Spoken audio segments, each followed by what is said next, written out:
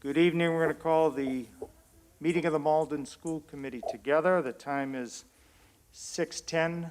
We apologize for the technical difficulties. Hopefully that's not a sign. Son las 6:10. Hemos tenido un poco de dificultades técnicas.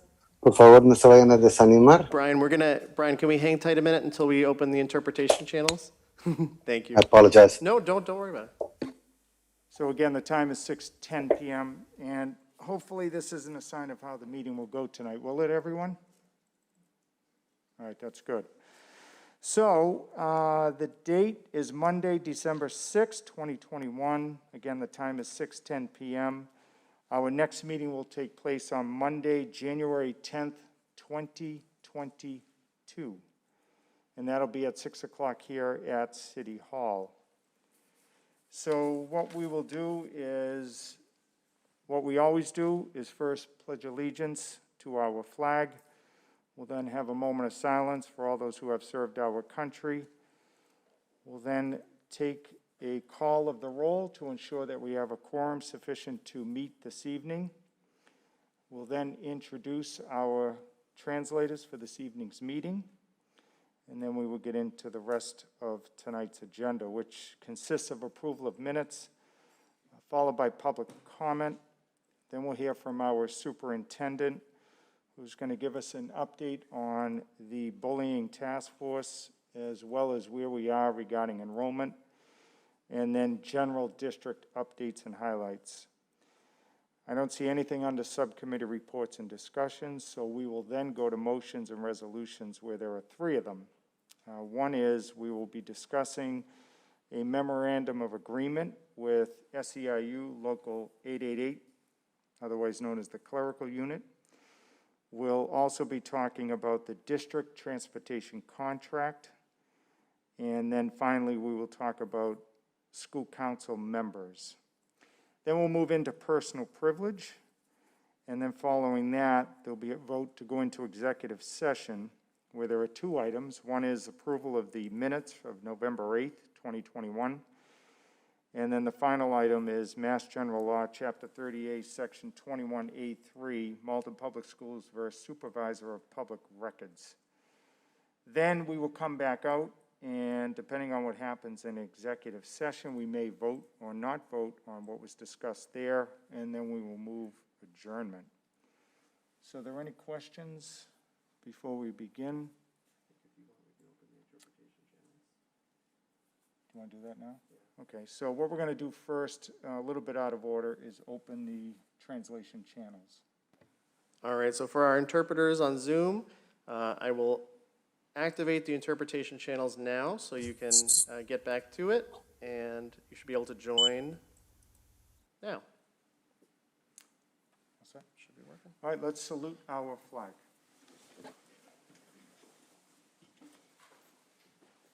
I pledge allegiance to the flag of the United States of America and to the republic for which it stands, one nation, under God, indivisible, with liberty and justice for all. Please remain standing for a moment of silence in honor of all those who have fought for our country and continue to do so today.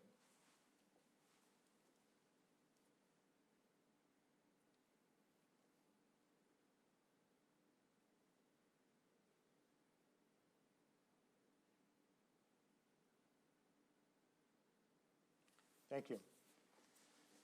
We'll now have our clerk call the roll.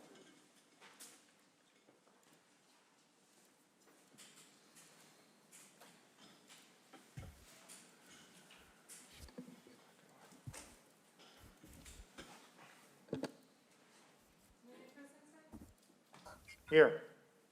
Mr. Jones? Here. Mr. Froio? Mr. Gray? Here. Mr. Iovino? Here. Ms. Luang? Here. Mr. McCarthy? Here. Ms. Spadafora? Here. Mr. Weldai? Here. Superintendent IReady Data?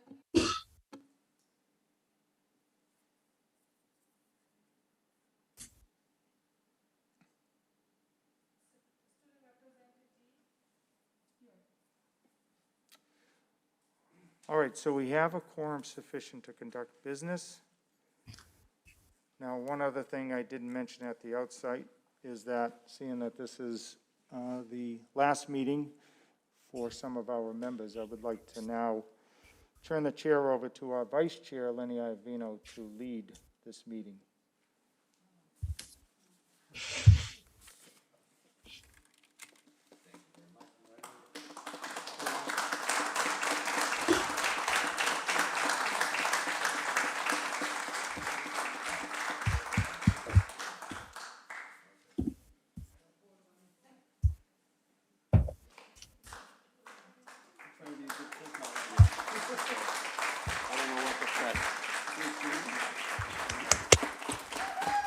Oh, please.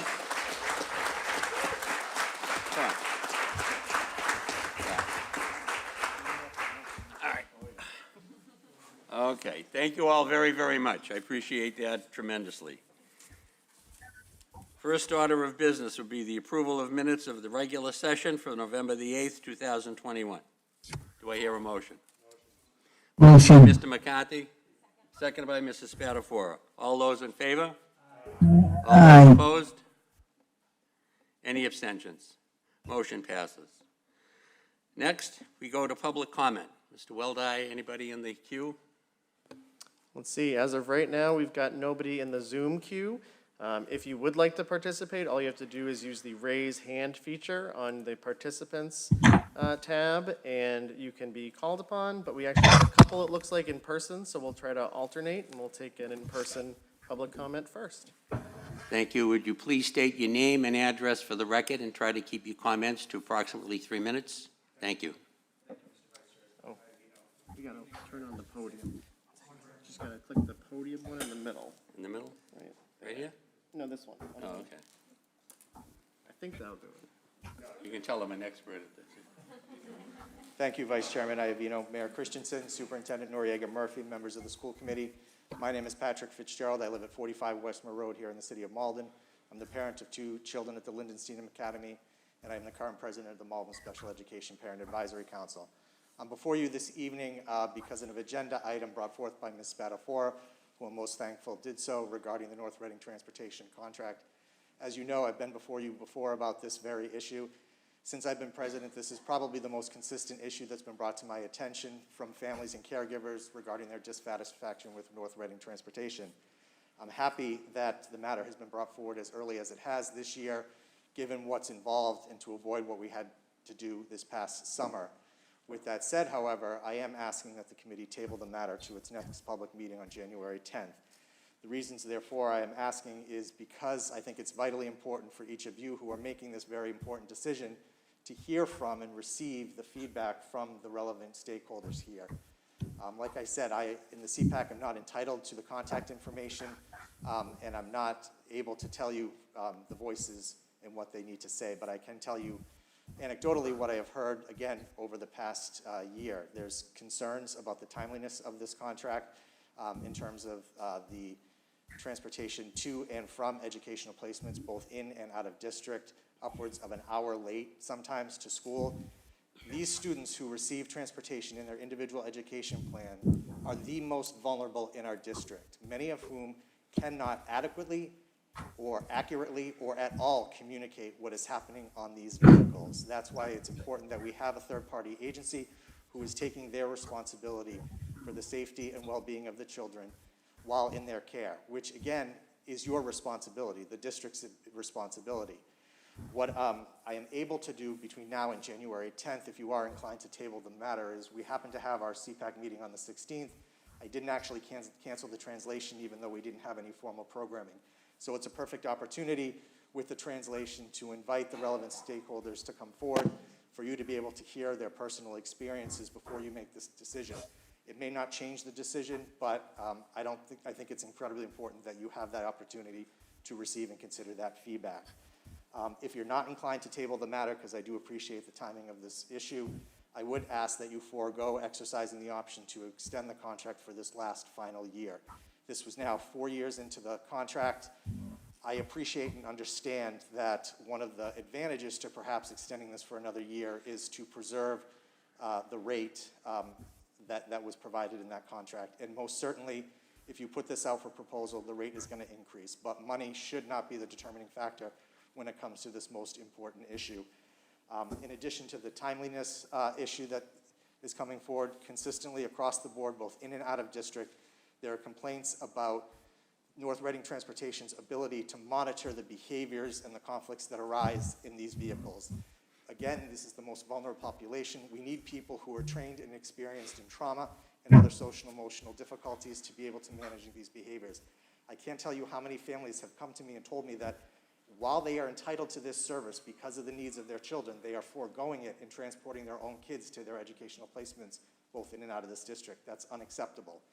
I'm not saying that North Reading Transportation is not the one, but I think this is an opportunity for us to revisit the terms and conditions in these ever-changing times. We now have different needs than we did 4 years ago. So we need protections for the district administration, the Office of Student Services, to be able to have leverage in dealing with this company, whoever provides the transportation, when there are issues that arise and there are breaches in the terms and conditions of this contract. I also think there needs to be additional terms regarding the collection and maintenance of the vehicle data that by state law, these transportation companies are required to maintain. I can tell you in my prior professional experience, I worked in child protection. I've investigated and prosecuted crimes against children and screened thousands of referrals of child abuse, neglect, and exploitation in this county. I cannot tell you how many times I've received reports of alleged misconduct of special education students who cannot communicate in these vehicles. Maintaining the vehicle GPS tracking data, the other speed, and then they are required to have video surveillance. These companies are not going to maintain this data any longer than they are required to. It is the responsibility, I feel, of this district to implement a policy and procedure and include in any terms and conditions of a contract to collect that data itself and maintain it, to protect everyone, particularly these vulnerable students.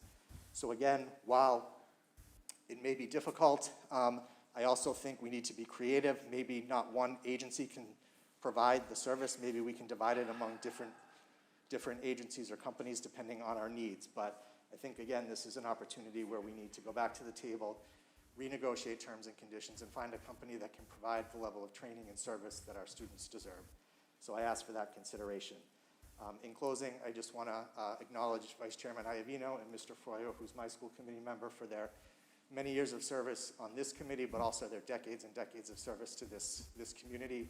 I know that we're probably never going to see that level of length of service in one district again, so I want to thank you both for that. I want to especially thank Ms. Luang, who has been an incredible advocate and voice on behalf of the special education students in Malden, asking questions when they need to be asked, asking them again and again until you get the answer. It's been most appreciated by me, and I know all the CPAC members, so thank you very much. You'll be sorely missed. Thank you. Thank you very much, Mr. Fitzgerald. All right, it looks like we have one on Zoom, and we will take Eden Garhart-Smith. Hi, can you hear me? Yes, we can hear you.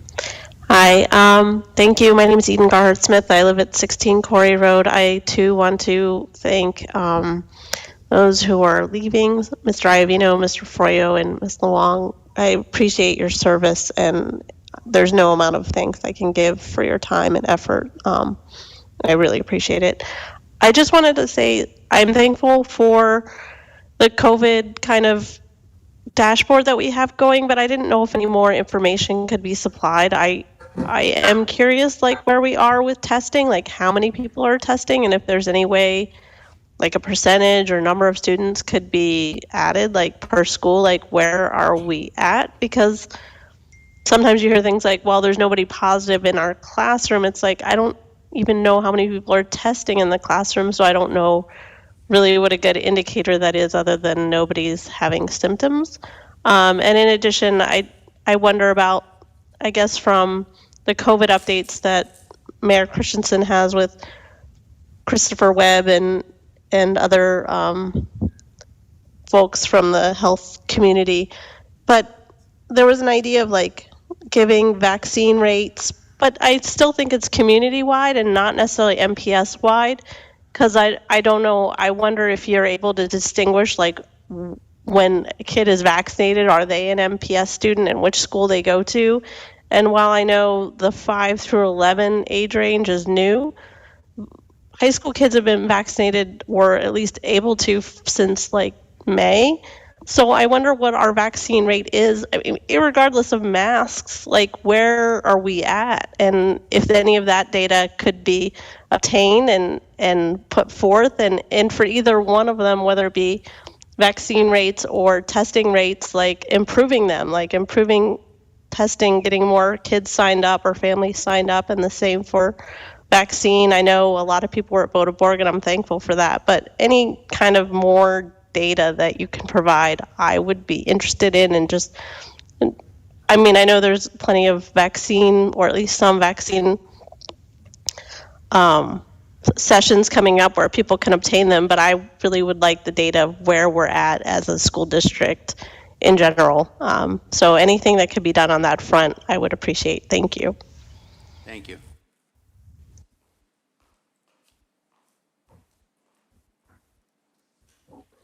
Good evening. Amy Friedman, 8 Marvin Street. I'm here to speak regarding the district transportation contract in Malden Public Schools versus Supervisor of Public Records et al. MPS contracts with NRT to transport its special needs students. This body should not renew the contract with NRT tonight. My 9-year-old son Henry is a nonverbal special needs student who started riding the bus to school in September of 2019. We had numerous problems with this transportation, culminating on November 12, 2019, when his bus arrived late without a monitor as required by his IEP. The bus left our home while Henry was still standing at the top of the stairs in the aisle, crying and screaming. My husband and I immediately went to the school and spoke with the principal. We asked to see video surveillance from the bus. The principal, Dr. Carrie-Ann Murphy, contacted Assistant Superintendent Michael Wood and told him of our request. A few weeks later, after numerous phone calls and emails, Mr. Wood told us that the video is regularly recorded over by NRT and that they only retain the video for about 48 hours.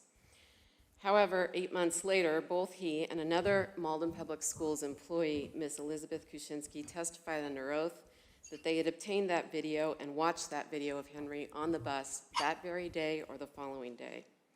The video was then either purposely or negligently destroyed. Dr. Murphy was never told that the administration had the video and watched it. The video was not retained in Henry's student record as required by law.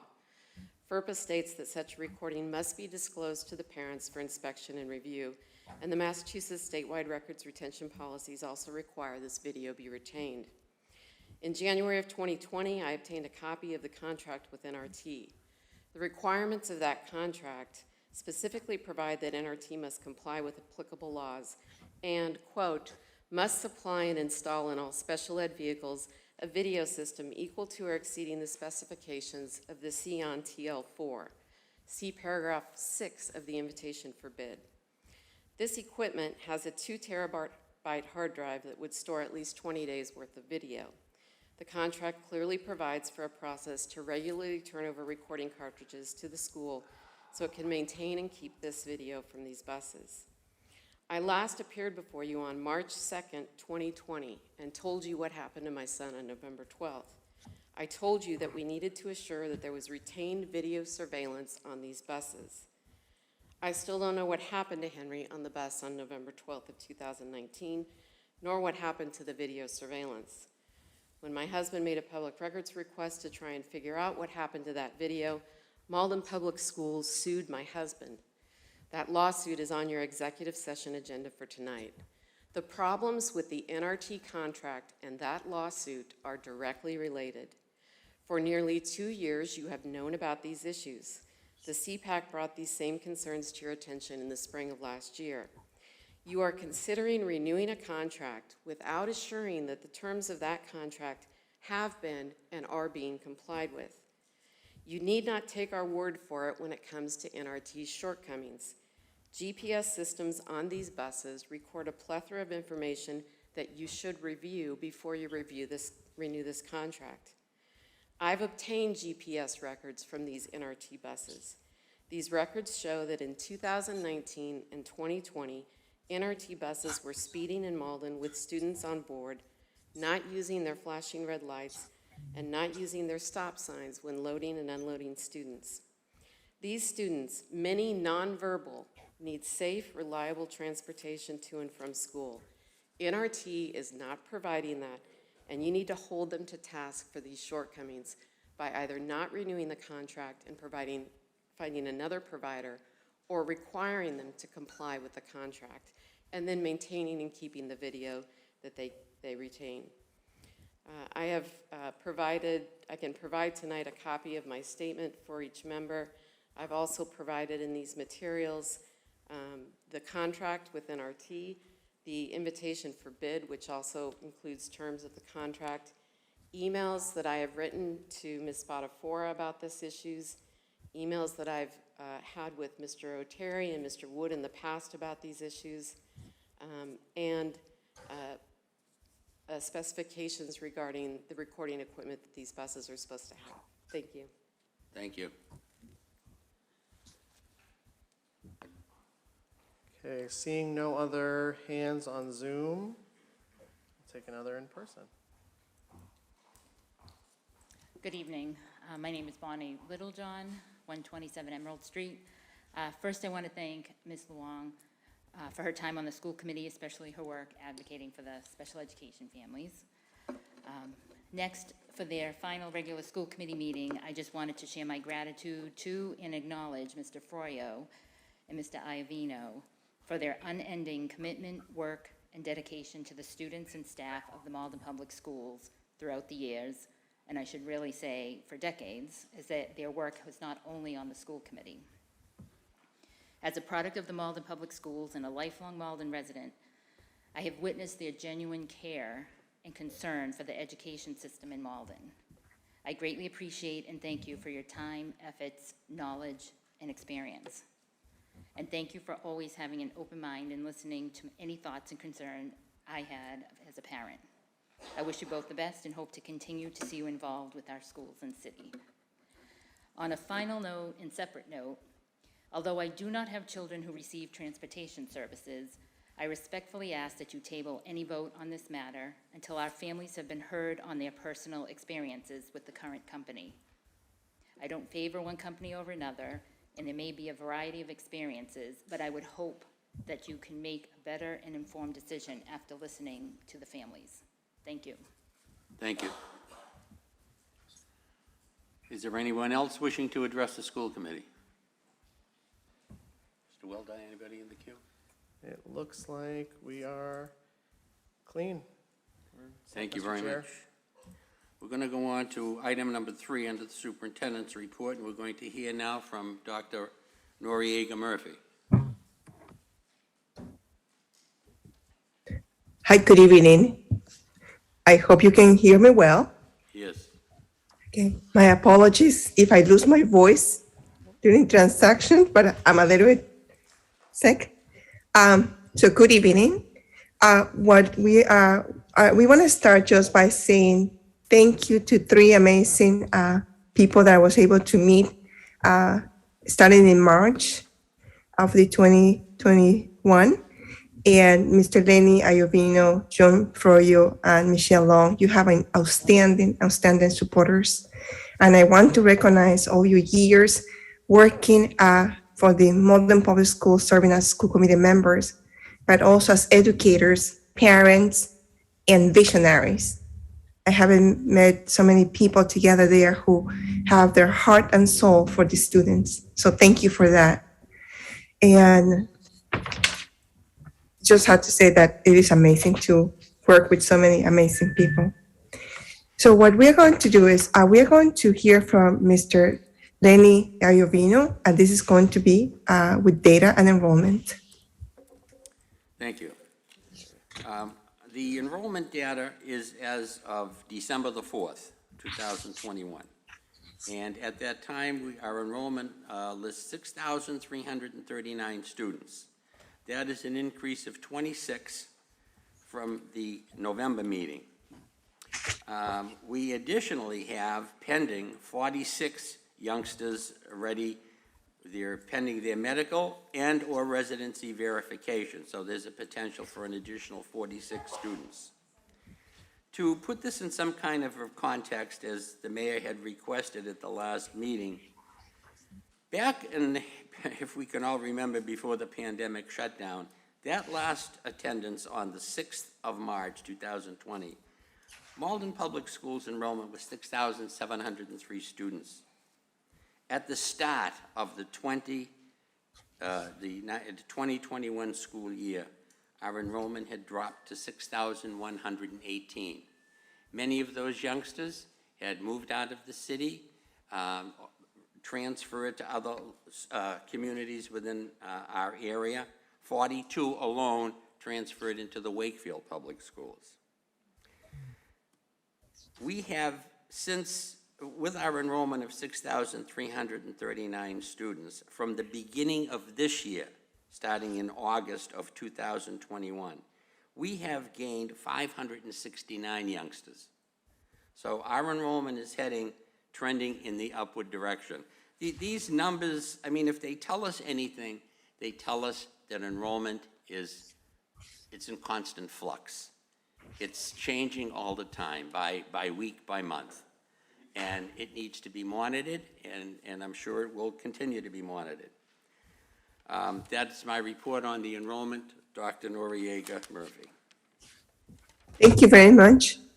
And before we continue with data, we are going to have a report by the Bullying Prevention Task Force, and they're going to give an update. So therefore, I'm going to ask Larissa Doherty, the Assistant Superintendent for Diversity, Equity, and Inclusion, to please approach the podium. And also, I believe that one of our school committee members who is in charge of the task force is going to join you. I think it's going to be Michelle Long, but we have all the members of the Bullying Prevention Task Force. And so thank you for all your work, and including the Malden Police. Thank you. So go ahead, Clarissa. Thank you. Good evening. Thank you so much. Ms. Luang, would you like to kick us off? Thank you.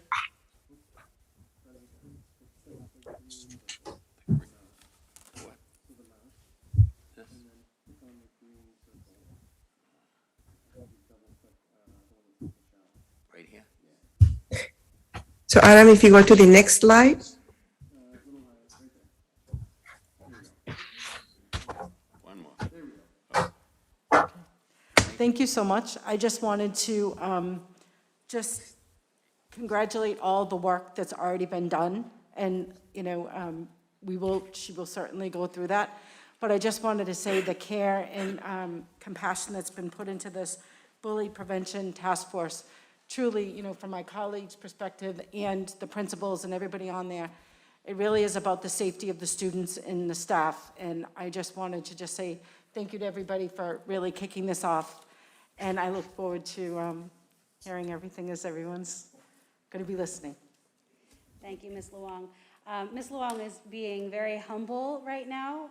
Her work on this committee has been amazing, and I, having been here only a few months now, can certainly recognize the indelible footprint that Ms. Luang has put on this work. So we thank you before we move any further.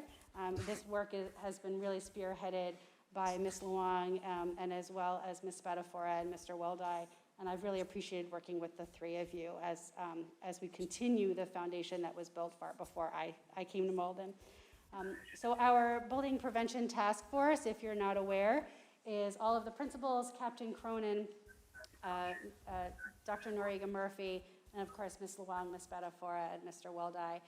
And this work began many years ago. There is an existing bullying prevention policy and task force that had been looking at the existing systems and structures and protocols prior to COVID, and with the increase in social media concerns, which was in the process of being really looked at when COVID hit. So things sort of went to a little bit of a screeching halt, as we know, and we were excited to hear that things picked up last spring, and we're looking forward to now crossing that over the finish line with hopefully a presentation to the school committee in our next meeting. It's important for us to think about what the team is excited about. So when we last met, we talked about what excites us about this revision to the existing bullying policy, which the existing policy can be found on our website.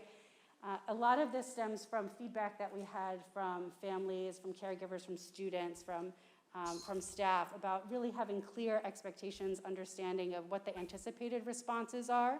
So what is bullying? How are we going to respond? What are the resources available, not only at the school level, but also for our community? Then thinking about our community concerns. Many things will happen outside of the school day, and it's still important as a community, as a Malden community, that we are supporting each other and building those muscles to be able to address bullying when it does happen. Of course, the emerging pandemic social emotional supports and the rise in technology use has definitely contributed across the nation in the number of cyberbullying attacks and other concerns. We want to make sure that we're elevating student and caregiver voice, which is a huge part of this work prior to us picking it up in this fall.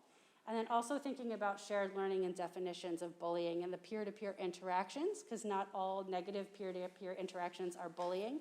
However, it's important for us to dig deep and really recognize what is and isn't bullying so that we can appropriately respond.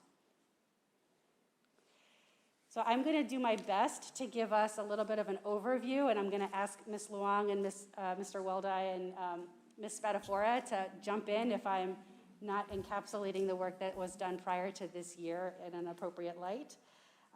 The existing bullying policy was brought a couple of years ago, and last spring a lot of work was done, last fall and spring was done a lot of work with the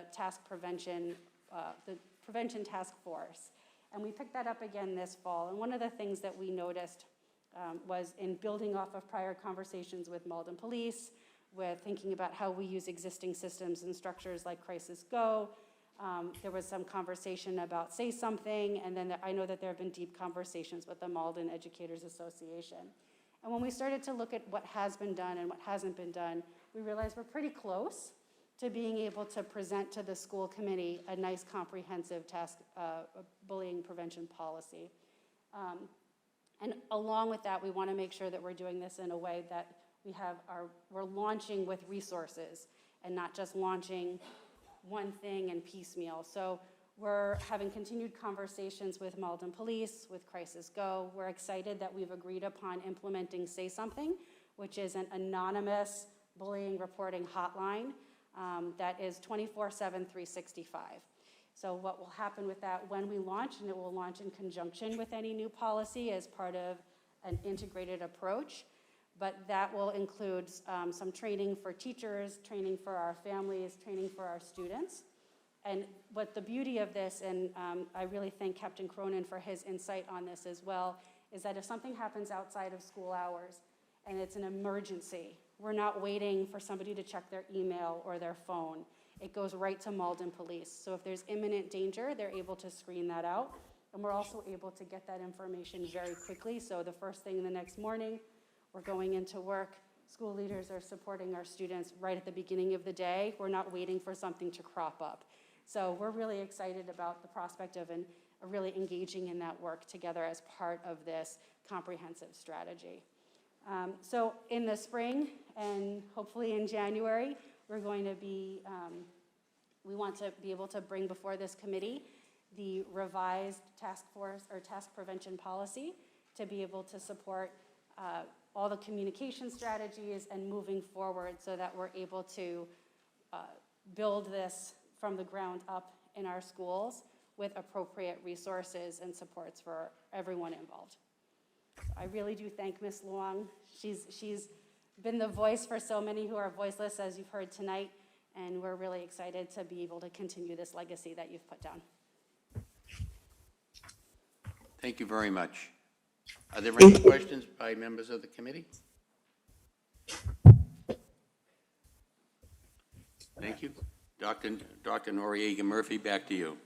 Thank you so much. And just to go back, that this is critical work for our district, and we want to make sure that we are going to have a reliable and efficient reporting system, and that we are going to have ongoing training for students, caregivers, and staff. This is not just one-time event. It's not going to be a policy that is going to sit in a shelf. It's going to be a policy that we are going to be revising in a weekly basis and trying to make sure that our students we'll be able to have ways to communicate if anything is happening, and that we are going to be able to get back to them and support them. So I just want to say that that's one of the most critical work that the school committee and us have to do together to make sure our students are going to be safe. If we go back to the district enrollment data, Mr. Weldai, thank you. Just, could you hold for 1 second, Dr. Murphy? 1 second, Superintendent, we had a couple questions. Absolutely. I'm sorry, I cannot see you, so I'm sorry. Is it on? Can hear. Don't mind. Thank you, Mr. Chair. I honestly don't have a question because I know the hard work that Ms. Luang has put into this, and I just wanted to acknowledge that. Ms. Luang stepped into this role January of 2020, and the very first policy meeting that we had in February of 2020, she showed up with the work, the documentation on how we could ensure students in our district had a place to go, some place to voice if they were being bullied. And I just want to commend you on the 2 years of your work and your dedication to this. And it is absolutely imperative that we follow through and make sure that this happens. So thank you. Well said, Mrs. Spadafora. Now, we got to go to... Thank you. Let me just ask, now that we're so close, would it make sense to have the input of our student representatives, Ms. Jean and maybe others, to make sure that what it is we're about to do comports to what it is they're experiencing? Has that been thought about by the task force? And if so, is that the game plan before we finalize the policy? It appears to make a great deal of sense, yes. Okay. Yes. And while that's happening, can the superintendent or Ms. Doherty just let Ms. Jean and the rest of the students who may be watching, until that happens, what is the protocol in place right now if someone was to experience bullying tomorrow? I know we're looking at Say Something and Crisis Go, but in the meantime, what is someone to do if they experience bullying? So in the meantime, they go to the teachers, they go to the guidance counselors, to the social workers, to the family liaisons. The principals have a great relationship with all the students. They go to the nurses. They also go to friends, and has been working very well. That some of the friends are the ones approaching us, and what we're also doing is working very closely with the Malden police and trying to find out how we can actually support our young people. So the meantime, what students can do is go to the guidance counselors, teachers, and anybody in the school will be able to respond to them right away. Okay, and so this then is another layer to that going forward. So again, my only advice, based on all the work that's been done, let's get Ms. Jean to take a look at this as well as whoever else from the student body, because they would know these apps better than us. So I think it would behoove us to do that. And I think you have your light raised, right? So I'll defer to you. So it's just a quick question in regards to Say Something. Obviously, there's been a lot of thought and work put behind this. I guess my question more so is about how the accessibility of this application works in terms of is it online? Is it more of a written form? How does it work? And especially the anonymous portion, I know that will be something that a lot of students will take into consideration when they are, if and when they do file these reports. So I was just looking for some clarity into that. Thank you, Ms. Jean. That's exactly why we're not going with a homegrown Google form or other things that we know some other districts do. We've looked at what anonymous reporting, and it's not always anonymous, right? So it's really important to us to have that third party. We will not know the name unless they choose to give the name.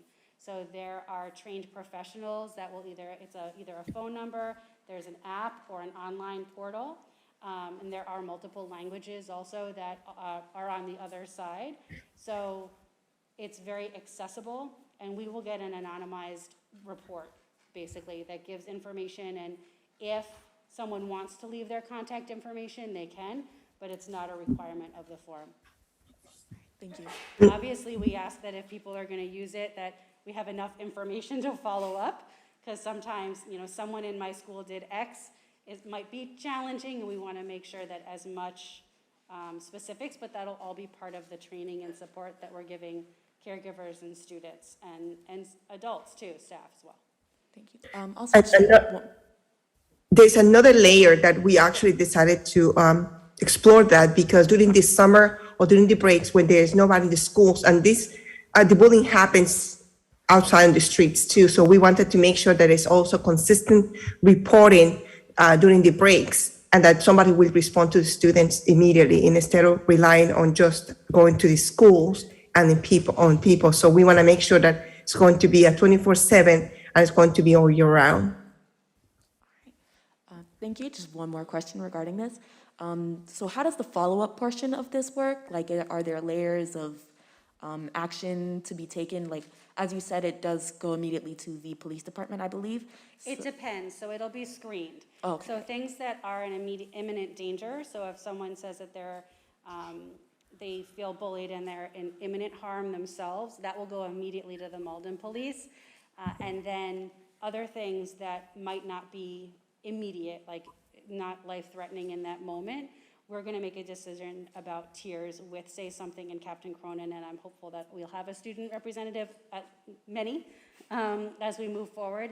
That implementation phase is what we're moving into next, to think about how we can be very transparent in what happens next. So while we wouldn't be able to obviously share confidential information about individual cases, we want everyone to have peace of mind of here are the steps that happen, so that when we follow up, we can say, we can't tell you exactly what we did, but here's where we are in the process, and you'll know what the range of potential next steps are. Does that answer your question? Yes, it does. Okay. Thank you. Thank you very much. Thank you, Mr. Chair. Just a quick comment to echo Ms. Spadafora's sentiments. I think regardless of whether or not this was a meeting of accolades, I think it is important to sort of note that, this one was personal for me too. I worked with Nancy Kasabian in 2011 to write the original bullying prevention policy. And Michelle took this, and it meant a lot to her, and it was very clear that it meant a lot to her, but took this, worked with district leaders throughout multiple administrations, and I think it should be noted that a lot of times, many of us on the school committee, we're very good at coming up with an idea and then giving it to central office to work on, and that was not the case with this, and I think that Michelle should really be applauded for the work that she did. She actually went out and did the work that came with investigating the different platforms and looking at the policy and looking at it with a critical lens and talking to parents and talking to kids. It was admirable, and I am very excited to see it moving forward, and just as excited to know that I don't doubt that you'll be just as involved in the next step of this as well, because if there's one thing that you do, it's see projects through, and I look forward to that.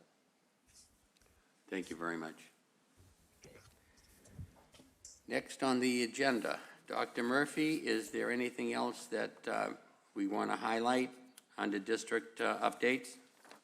Yes, actually, if you, I will skip a little bit more of the data, but because you all already mentioned that, we can just focus on where attendance, school attendance, it lowered for 2%, and we know that because that was also the break from Thanksgiving.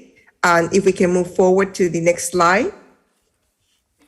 And the same thing, we are pending some applications here for students, and this is basically because of the medical. So our enrollment will increase. That means more families want to engage the students in our schools. And I can move to the Welcome Center online registration timeline. We are in the process already of working and training some families on how to use the portal. Sadly, we had some challenges with Aspen on the registration platform So there was a delay on our December 1st when we wanted to be able to do the Aspen enrollment, online enrollment. So we are aiming for December 15, and where this is going to help us a lot, where families can start uploading their applications, uploading documents. It's going to help us be able to be more efficient in the way that we enroll students in our schools. If we can go to the next slide. We have been working with Edwin Analytical Data. This is a website in DESE where we look at the specific student data, and how we are working with every single school leader to see how we are going to be able to support all our students, but looking at specific students' growth and also the standards that we need to focus on in order to make sure we close those gaps that the students had in learning for the last 2 years. We are looking at reassessing the entire special education structures. We have been monitoring the homeless students and families, trying to make sure that for this winter, even for Thanksgiving, we wanted to make sure they had a place to be at and a place where they were going to get some food. Next school committee meeting, Christy Grassas is going to present entire information about where we are in supporting our homeless families. Our Welcome Center will return to appointment-based supports.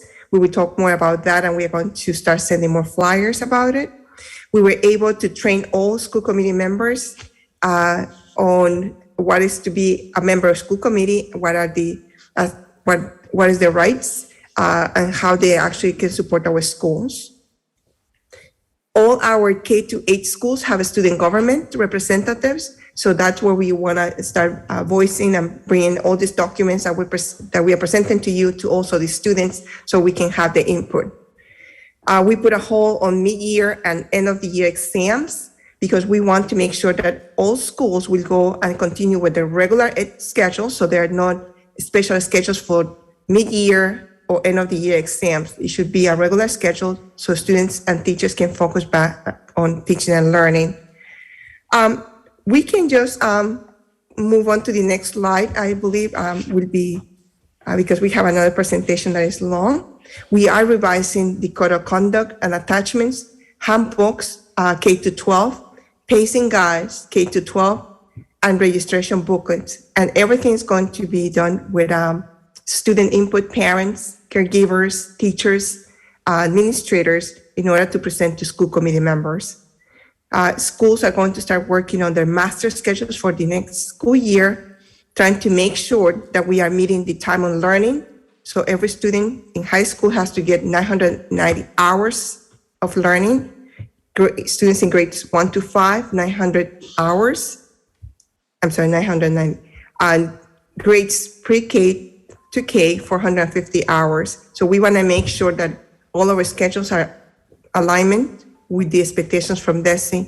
We are going to have a tentative master schedule, hopefully done by January 15. Aspen Gradebook. We do expect all our educators that by January 15 are going to start using Gradebook to keep grades for the students, so parents, caregivers, and the students can be able to follow their growth. And if parents have questions about academic growth for the students, they can just go to Gradebook. This is part of the union, and we want to make sure that it's going to be happening.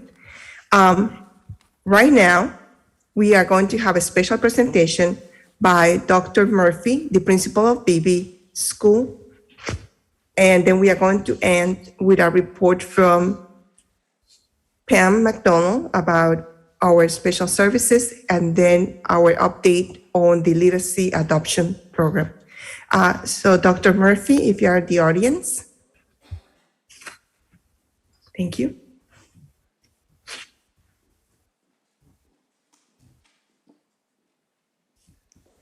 Hi.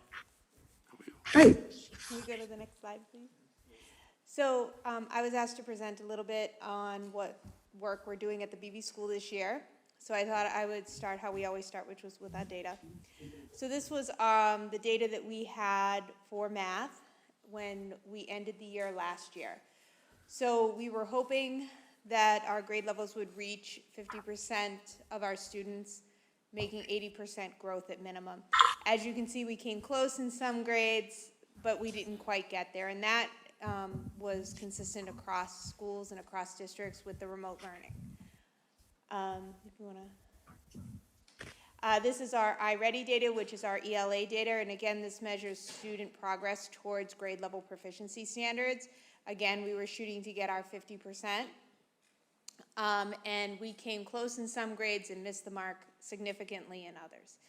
And part of this, again, was due to the remote learning. Some of our grades were more present online than others. Some of our students were not, had camera difficulty on a regular basis and weren't able to respond, or some families had more of a challenge with the online learning, so we didn't make those grades. But this was the data that we had when we started forming our one-year school improvement plans. On the next slide, you'll see these are the goals that we came up with based on the need that presented itself in that data. So we had written a 3-year school improvement plan the year before, which the school committee approved, but due to the pandemic, we were asked to kind of scrap that and start over with a 1-year plan. So this year, we focused on literacy and numeracy, which is our first and second goal.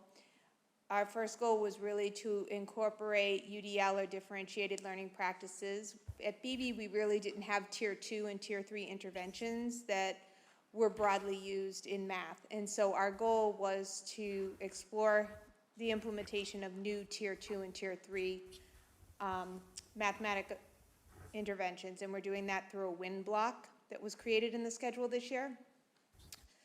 Our second goal is the same as our first goal, just with literacy. We did have our literacy assistants providing some tiered supports for ELA, but we didn't have any broad-based tier 2 supports that we could regularly implement in the general ed classroom that wasn't pull out. And so these are the supports that we're working to train our teachers and our paraprofessionals so that they're able to offer those supports right in the classroom without the students having to leave, or referrals for special education. Our third goal was on the social emotional learning component, knowing that as we came back from twin pandemics, that our students were going to have a higher area of need. We're in year 3 of our PBIS model, and so our goal was really to incorporate a more uniform SEL approach. And now on the last slide is some of the things that we're doing. So as I was saying, we reconfigured our schedule to allow for a 45-minute WIN block every day. The WIN block allows for accelerated instruction rather than remedial instruction, so it's those just-in-time supports so that students aren't in 6th grade and being brought into standards at the 4th grade level. They're able to maintain and learn with their peers. The WIN block is every day for 45 minutes. Once a week, that's our social emotional block as well. So we chose the Choose Love curriculum. It's free, and we're piloting it at the BV school. It's available for any parents or family members that want to see it online. It's also linked on our principals page website. We're using the Zones of Regulation curriculum with our K-1 kiddos. And we're also incorporating our heritage celebrations all in those WIN block periods. So far, the feedback has been pretty positive from the kids and the teachers, and we're able to adjust that as the need arises. There have been some weeks where we've had more SEL supports in the academics, and then some weeks that we've extended our ELA as opposed to going into math based on our data and what we're getting from our formative assessments. We're all taking part in diversity, equity, and engagement training at the BB school. The majority of our staff have chosen the Zaretta Hammond book as part of our professional practice goals and book clubs for this year.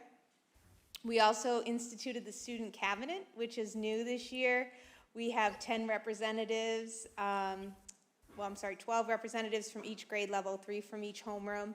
At the 6th, 7th, and 8th grade level, we meet once a month, and really it's around giving students the opportunity to share their voice as to what their learning experience is at BB. We put a lot of things in place. We think we know how the kids are experiencing learning, but this gives them the platform and opportunity to tell us what they're seeing and how they're experiencing math class, how they're experiencing transitions in the hall. And the kids are very good at keeping me on task and making sure that we meet every month. And so far, it's been great. The information that we've gotten, we've been able to bring back to our faculty meetings and do PDs around this is what the kids are saying we need to work on. We are doing instructional rounds. We had been doing them intermittently in my first year before COVID, and now we're doing them more regularly. So the goal is to have instructional rounds in math, ELA, and EL at least once a quarter, where we invite our district leaders as well as our school-based instructional staff. We go into every ELA class or every math class, and we get patterns and trends and identify professional development opportunities for our staff based on what we're seeing happening in the classroom. And our last piece is the good news of the day, which is part of our PBIS system. Teachers will nominate students for BARC, which is to be accepting, responsible, and kind. So if you catch a child who's being exceptionally kind or goes out of their way for a classmate, they get nominated for BARC. Those nominations come to me, and I write out thank you postcards. We send them home. We give the kids opportunities to come down and do selfies with our selfie frame and our bulldog props. The younger kids are more apt to do those selfies than the older kids, so you won't see too many 7th and 8th graders on the wall, but they still get really excited about getting real mail, which is not something that happens a lot. Upcoming events, we had our picture retake today. We've begun our mid-year assessments for math with our IXL, IReady Dibbles. We start our hat and mitten tree drive this week, where we're collecting new hats, gloves, scarves, mittens, and socks that we donate to our local families and BB families who need them, as well as donations to homeless shelters in the area. So thank you very much. Thank you very much, Dr. Murphy. Thank you so much, Ms. Murphy, for the great presentation. Wonderful things are happening in our schools. And now we are going to hear from Pamela McDonald, the Student Services Assistant Superintendent. Good evening. I just really want to focus on the great work we're doing around the vaccines and the COVID testing in our schools. First of all, we had our first set of COVID vaccine clinics for 5 to 11. We had some really nice attendance. Tony Martz arranged for Curious Creatures so the kids could sit and do something while they were waiting for their 15 minutes, so that was great. We have more coming up January 8th, January 10th, 31st, so all of it is on our website. We have changed our COVID dashboard to reflect the changes that were asked.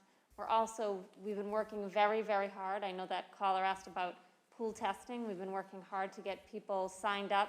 We have sent out email blasts and robocalls. If you go to the schools, a lot of them have a QR code that you can scan to sign up for the surveillance testing, which is pool testing, symptomatic testing, and our test and stay.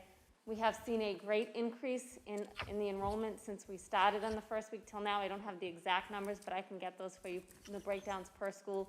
But we have seen an increase of about 30% enrollment since we started on week 1. So we're happy that that's moving in the right direction. But we do, if you look, that was my next steps. Anyone out there who is interested, it is on our website. Sign up for our pool testing and our test and stay. It is a great project and opportunity for all of our students. Oh, and I want to thank Mr. Froio and Mr. Iovino for their support of me, and also Ms. Luang, who really has been such a support for me as I transitioned over the last year into this role. So thank you, and you will be missed. I really, really appreciate all the support you've given me. Thank you. Thank you, Pam. And now we are going to hear from Victoria Mulkern and Greg Curley, who are going to talk about our literacy adoption program. Good evening. So we are here tonight to present the timeline for our current ELA literacy K-8 adoption process that really began when I stepped on board in October, in August, but we really started in depth in October with sending out surveys to staff, to community members, to parents to see if they were interested in joining smaller committees that really got focused in the work. We've also in November been sending out surveys to staff members, just asking them what they wanted to see in a curriculum. What was their vision for a curriculum in Malden, and what had worked and had not worked in previous curricula that they had used. We also sent out caregiver surveys, hard copies in all of our major languages across all 5 K-8 schools, and we've received excellent feedback from them. Good evening, everyone. We have officially kicked off this work. I want to publicly thank our steering committee. Dr. Noriega put that together, and the steering committee's role is really to facilitate the work of the larger selection committee. I want to thank Mr. Gray for agreeing to serve with us on the selection committee. This is really important work. We have our first selection committee meeting tomorrow, Wednesday night, and we're going to dive into really understanding the importance of materials and setting up our selection committee to pick the right curriculum for our students here in Malden. At the same time, we're trying to get some teachers on board, both in the selection committee and those who are in our schools, to start piloting some of these materials so we can get a sense of what these materials actually feel like in our classrooms.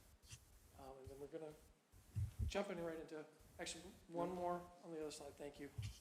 And simultaneously, while we have teachers piloting these materials and our selection committee talking about what's working, what's not, we will be writing an RFP, and part of that RFP is going to be with our specific Malden specifications, such as we want our materials in teachers' hands by the time they leave for summer vacation.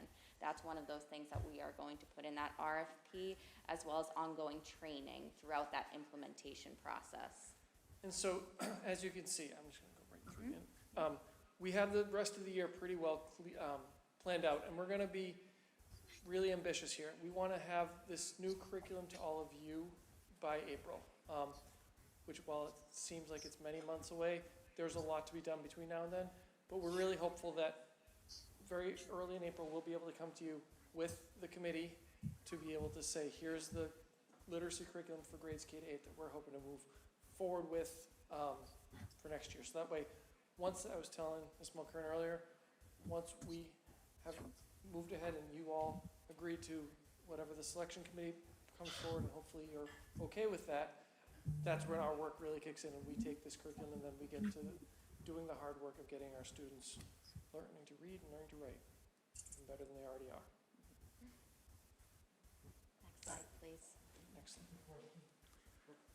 We have a question? Just give me a second.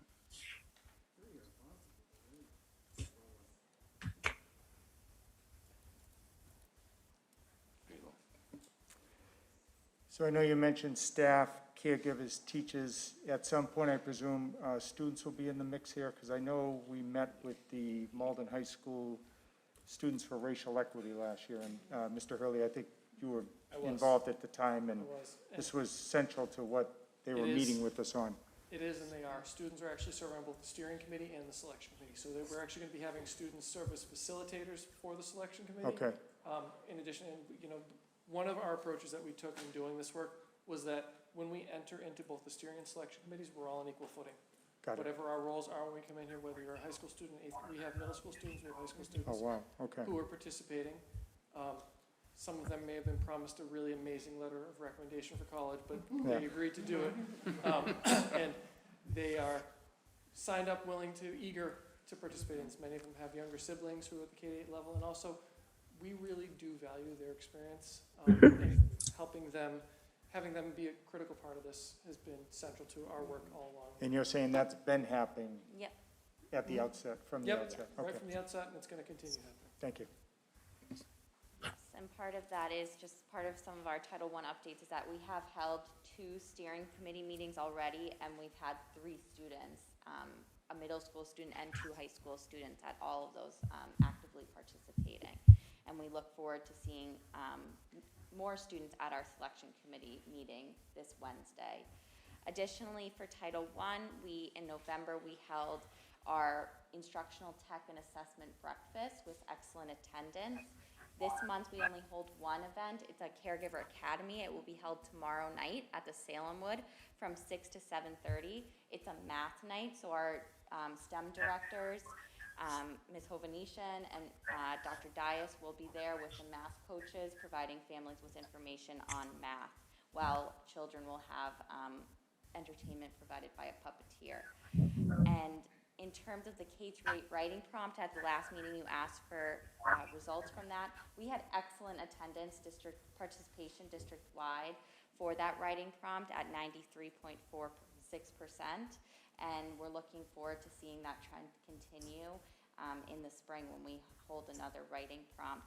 We did identify areas of growth and strengths, and we found that students' ideas were really powerful, that they knew how to craft an idea, and yet they need a little growth in that sentence fluency, which was reasonable considering they're coming off from online learning where they hadn't been writing that much. So we're looking to partner with school-based grade level teams in the upcoming weeks and months to see how we can really incorporate building that sentence fluency into all content area classes, not just ELA and literacy, but in science and history and social studies and so forth. And So we're starting both IReady and DIBELS right now, and so we'll have an update for IReady. Right now we're using in grades K through 11. And then we are doing DIBELS at grades K to 8. Yeah, and so we'll have updates on where those are at, and then we'll probably give you a report on how we're doing in terms of writing prompt as well. Thank you very much. Thank you. And now we are going to have a presentation by Charlie Godfrey. So if you're ready. Good evening, everyone.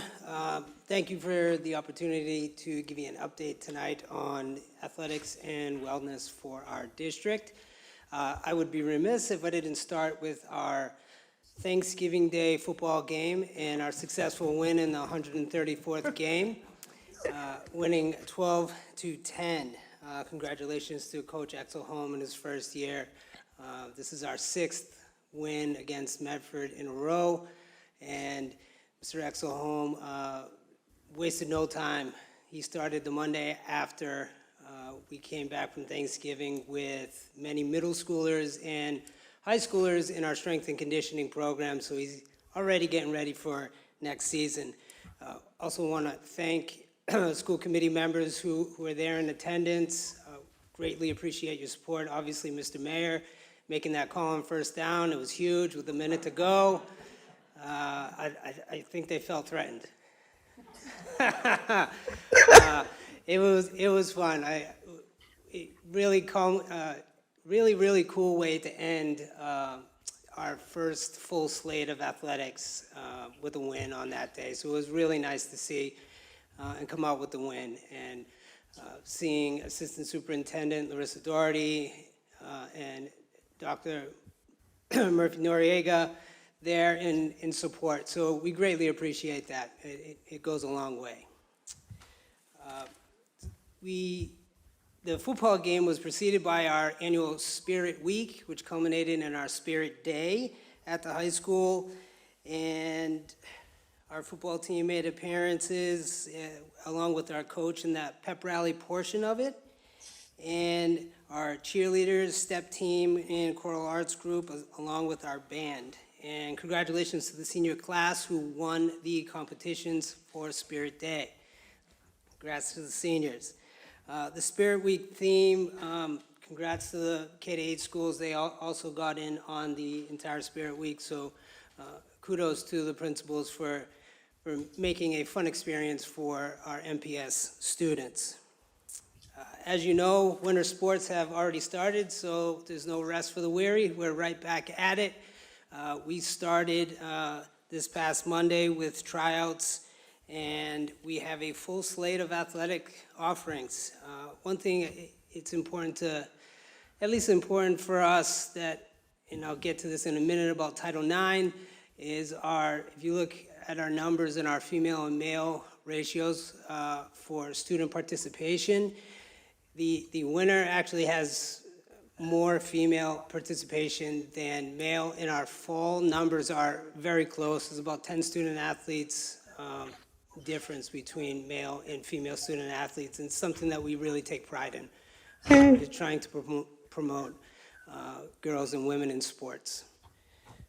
We have a full slate, like I said, of athletic teams in this winter season, and we are continuing our partnership with the Malden Recreation Department in offering middle school sports and girls and boys travel basketball.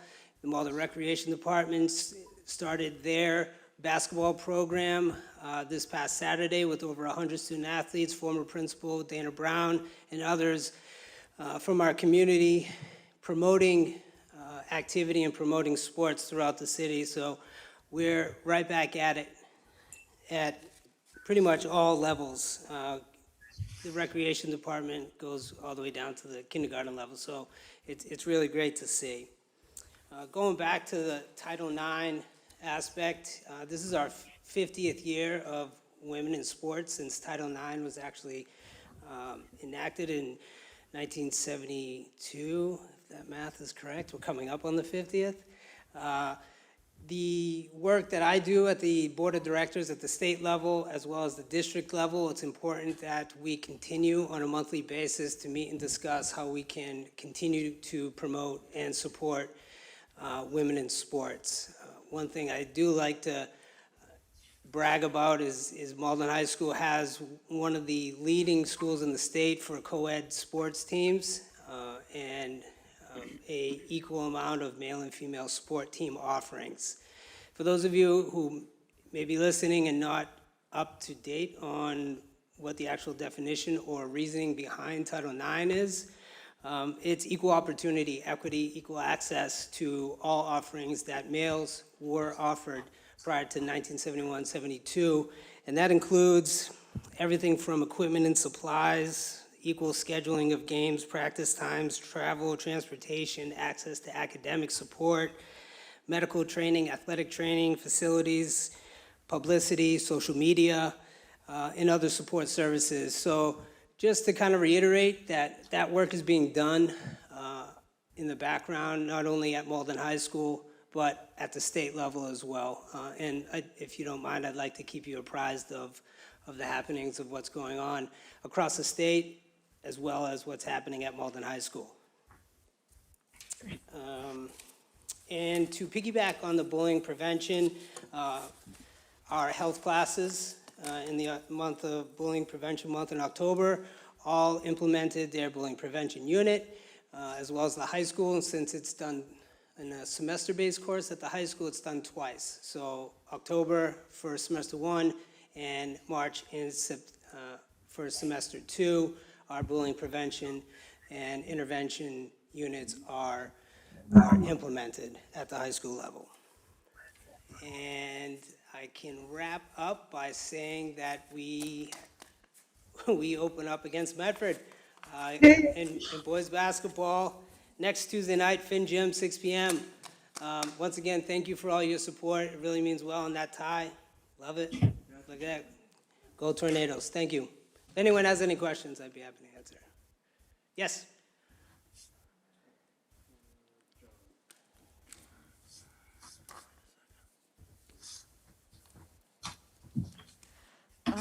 This may be a bit left field, but just in terms of gendered sports and how students interact with that, would you happen to have any information on how the district has done with the inclusion of gender nonconforming students in terms of sports teams, if that's mostly dependent on individual coaches, or if there are certain policies regarding that, like any additional information regarding that? Yeah, no, that's a great question. So to quickly answer your question, there's a policy in place in our student athlete handbook, open to all and no questions asked. It's however you identify, you can join, hence why we have so many co-ed offerings. Our athletic trainer, Jen Sturdivant, sits on the National Athletic Training Association's Gender Equity and Inclusion Task Force for our district or region, which is kind of like the New England area, and working with students at Malden High School to form a more in-depth policy to make sure that all students are welcomed regardless. Thank you. Sure. Thank you. I cannot see if there's another question. I'm sorry. You good? Okay. Just quickly, Mr. Chair, I just wanted to give a shout out to Charlie. First off, thank you again for the tie. The Golden Tornado Club is now on Venmo, so it's much easier to purchase, as I did the tie, the sweatshirt, the hat, a little bit more than I thought I was going to, but it's a great tie. But I wanted to give Charlie a public shout out. You know, one of the things that I'm honored to do along with the work on the school committee is sit on the city's opioid task force. And at our last meeting, one of the things that Paul Hammersley, our addiction recovery specialist, brought up is how supportive and how helpful Charlie has been in working with him and working with our team. And I know we're looking forward to doing a little bit more collaboration, but a lot of this kind of ties into the work that we're doing now that we have more health teachers. Sure. And it was just really great to be at that meeting and to hear a room full of people sort of talk about how easy and how great it's been to collaborate with you. And I think that speaks to the work that you do, not just for our district, but for our city. So I wanted to say thank you. Well, I appreciate that. I was going to save till January, but yeah, the work that we're doing with the city and Paul Hammersley is kind of going to lead up to Stop the Stigma Day, which is tentatively planned for the end of February. So we'll be collaborating, going into classrooms all the way down to grade 5, speaking on prevention, substance use and abuse, where to go, how to get help, X, Y, and Z. So yeah, I guess you're welcome. Yeah, I'm happy to help. Yeah, thank you. Thank you very much, Charlie. Thank you, Charlie. So we want to say that next time we are going to present also in our clubs, because we do have groups where other students also love to participate and be part of the communities. That is going to be the student cabinet, the student government, and also multiple clubs. We just want to say happy holidays to our families, to all of you school committee members, students, caregivers.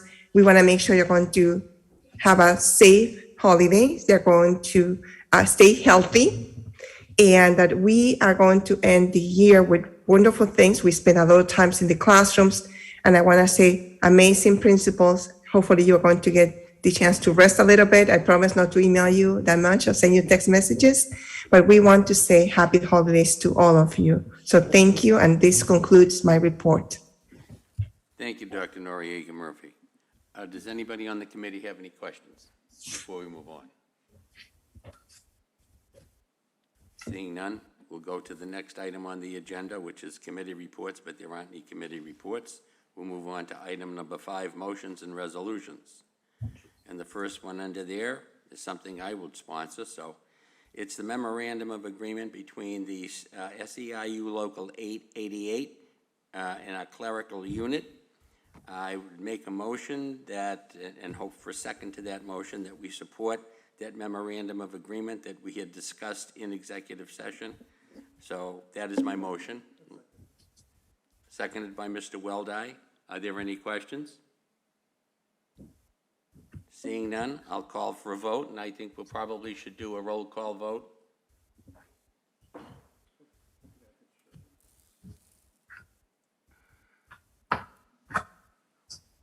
Mr. Drummy? Mr. Froio? Yes. Mr. Gray? Mr. Iovino? Yes. Ms. Luang? Mr. McCarthy? Ms. Spadafora? Mr. Weldai? Mayor Christensen? And the motion carries unanimously. Thank you very much. Item number 2, district transportation contract, and we'll turn now to Mr. Spadafora.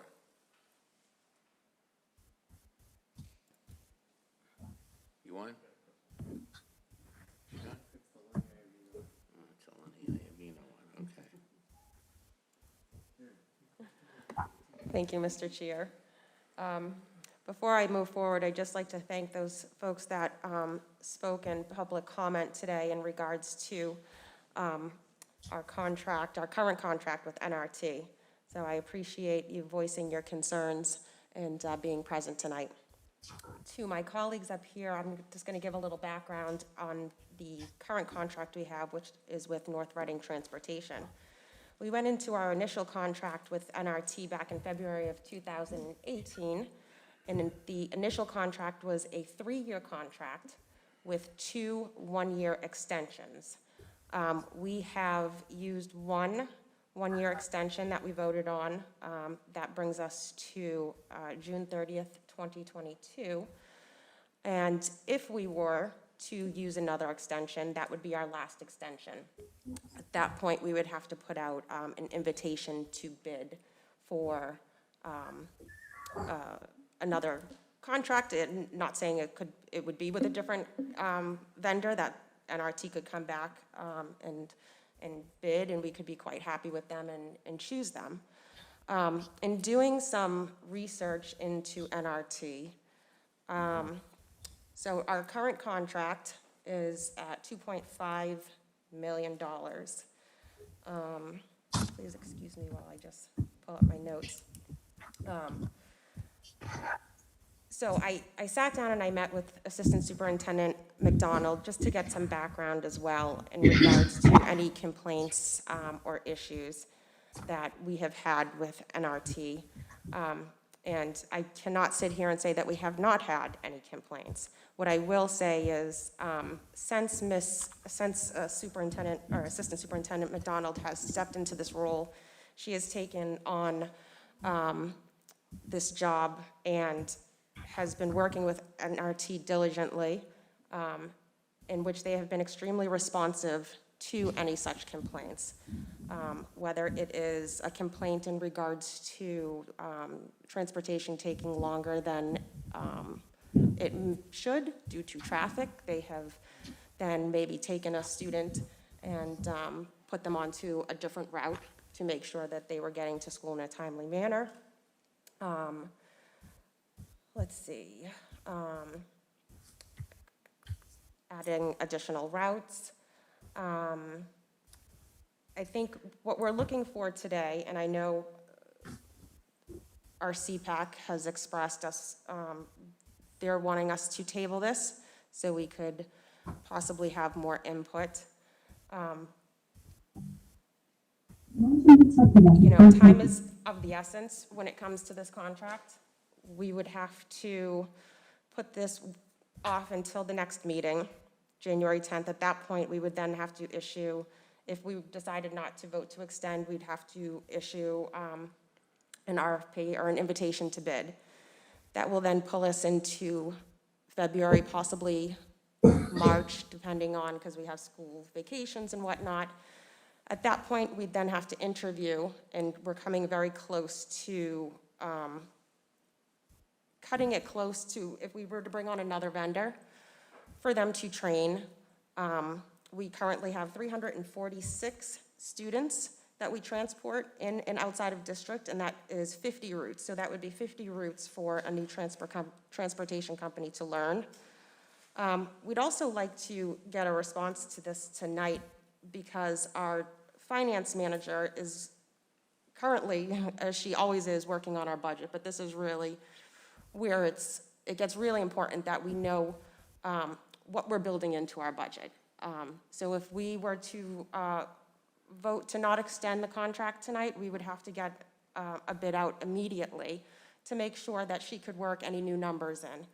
And in the climate that we're in when it comes to public transportation, I'm sure you're all aware, having watched the news coming out of the pandemic, it has been quite difficult for these companies to hire people to actually drive the routes. As you know, the governor actually had to call in the National Guard to make sure that students were getting to and from school.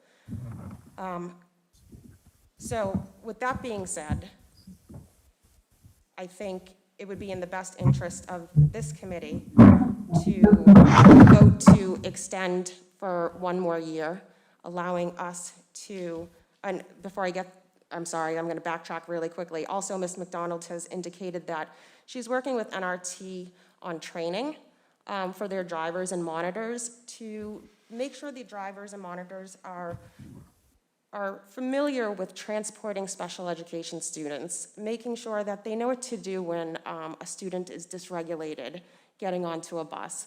And NRT is very, very happy to work with us in training. And I will wrap up and say that I will, as others have spoke to their experiences, I am an out-of-district parent whose child uses this transportation service, and I'd be lying if I said that we haven't had an issue here or there. But what we have encountered is a vendor that has been responsive in making sure that they've rectified any issues as soon as possible. So I'd like to make a motion that we extend the contract for one more year with NRT.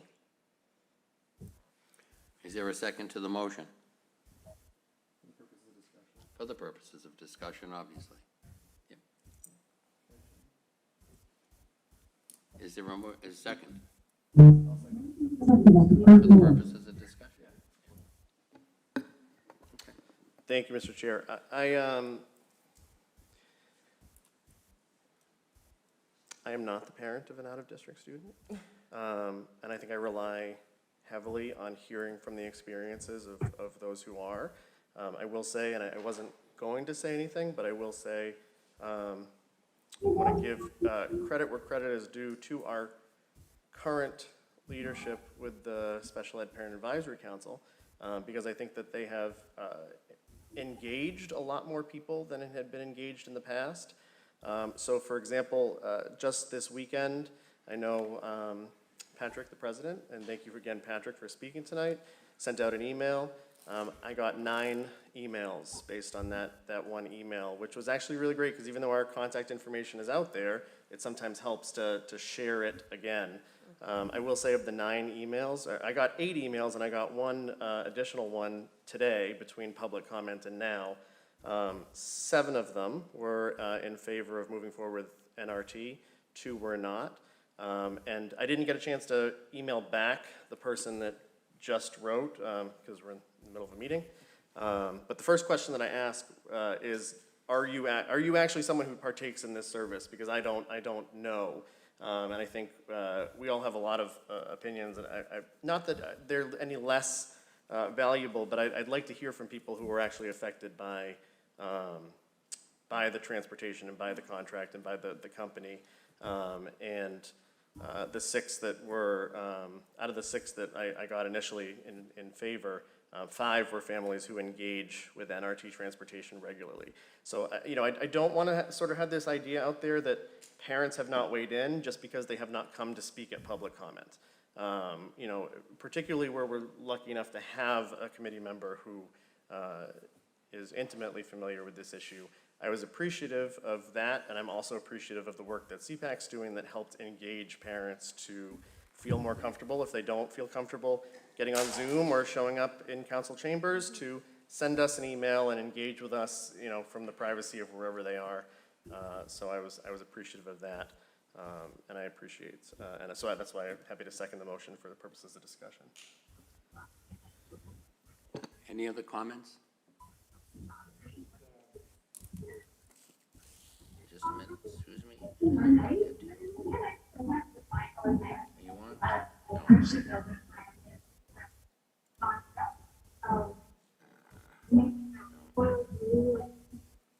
want yet?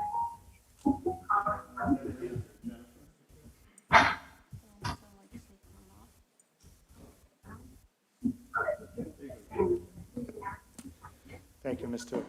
Chair. For me, it's just the great unknown, especially now. I mean, in years past, this was one of the most volatile line items or accounts within the school budget. And so if you thought back then when we first undertook this exercise, it was a challenge. You ain't seen nothing yet. If we were to upend it right now, especially not knowing the impact these enrollment numbers are going to have on our Chapter 78 going into fiscal year, the new fiscal year starting on July 1st. That plus the fact that we don't know what is going to happen with the new school building at the Voc and the impact that will have on us as well. So while respecting what was said at public comment, for me, it makes sense financially to be able to take this item off the board for one more year.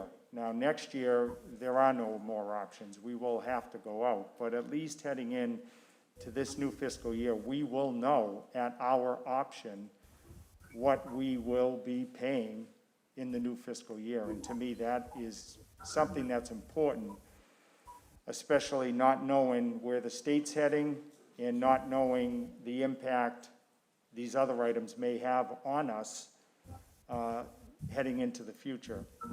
What I will say is that people that have reached out, and they're going to, I mean, any program, especially one of this size, there will be issues, as our finance chair said, but I do know we have the resources in this room to meet those challenges. So I've had families contact me, and once I was able to talk with our Assistant Superintendent, McDonald, and our Budget Director, Ms. Mertz, as well as our Superintendent on the call, those issues were addressed. And, you know, so I know the skill set is in the room to meet those challenges, and working with CPAC, we will. But again, in a perfect world, yes, we would. It's time. But based on the circumstances we find ourselves in, this is not the perfect time. So I will be voting to extend the contract for one more year, and I would urge my colleagues to do the same. Thank you very much, Mr. Chairman. Are there any other comments? Mr. Chair, if I may. I'm already on. You're on. Yep, I am, thank you. And I just wanted to follow that up with, I think it's imperative, if this vote is to extend, that we start this process even sooner next year, you know, to really tackle and make sure that key stakeholders have a voice in the process, to make sure that, you know, we're really looking out for the best interest. I'm not saying that we're not now, but let's not wait. Let's hit the ground running and say, you know, September when we're back to school, and make sure that we have, you know, CPAC involved, maybe even some older students that use district transportation, to make sure that they're involved, and just to make sure that everybody has a seat at the table. Yeah, I think we could publicly state that when we do go back out, CPAC will be on the review panel for the bids we do receive. Thank you very much. If there are no other comments, Mrs. Luang. Just a moment, and I'll get you on. Are you on? No, you're not. Which one? It's not still not on. Push your button again. If I click there. No, not your button. Push, and then let it go. And then I click. There we go. There you go. No, still not on. Nope. Try it. Okay.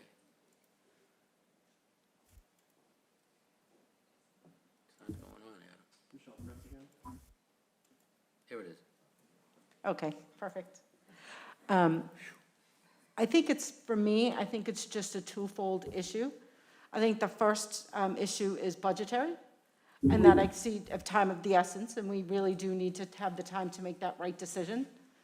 And on the other side of it, for me, really is the communication between the parents and the administration in any issues that they have. So maybe we can compromise a bit and say, how collectively do we come up with a way for some of these parents that CPAC have talked to have issues that are still standing issues, and what's the best way that we can have those issues dealt with immediately? Because ultimately, it is the safety of the students that we have to think about, as well as budgetary. So I would be inclined to vote to extend, as long as we can put some parameters in place that give the parents a voice to have their concerns dealt with immediately. Thank you very much. Seeing no other lights on, and the motion has been made and it's been seconded. Since it's a third- Apartment 702 for medical leave. That's Section 4, 192 Kennedy Drive, Apartment 702 for medical leave. All that time out. Somebody's got to scan it.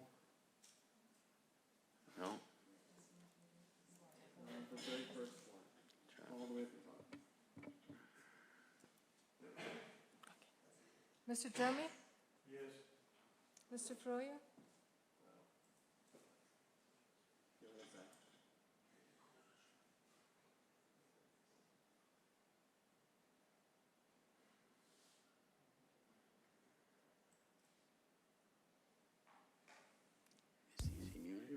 Mr. Froio? Reluctantly, yes. Mr. Gray? Mr. Iovino? Yes. Ms. Luang?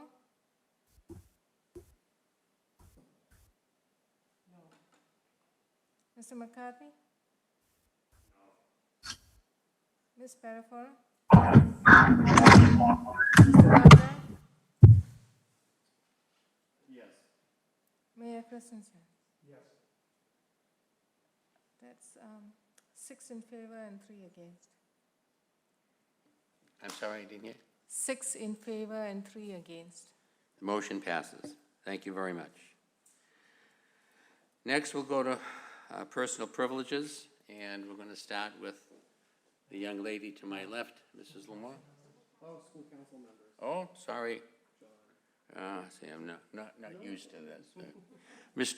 The next item is the school council members, and it's Mr. Froio. You're up.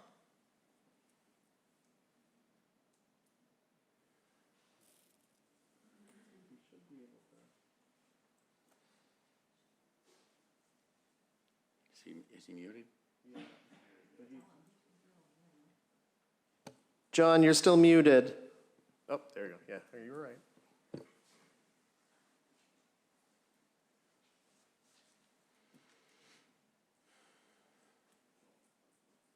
John, you're up on the school council members. All right, can you hear me now? Yes, sir. Yes. Okay, I make a motion to accept all the school council members that we have listed from the different schools. Do I have a second? Second by Mr. McCarthy. All those, question? Ms. Spadafora.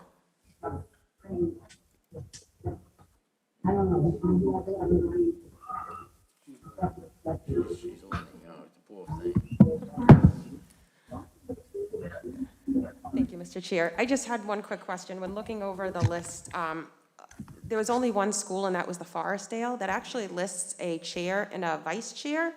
And I was just curious why the other schools don't do that, because according to Massachusetts general law, you're supposed to have a vice chair on your school council chosen within, I believe it is maybe 40 days. I don't have the law in front of me. So I was just curious as to why only one school had that and others did not. And I don't know if there's anybody here that could answer that for me.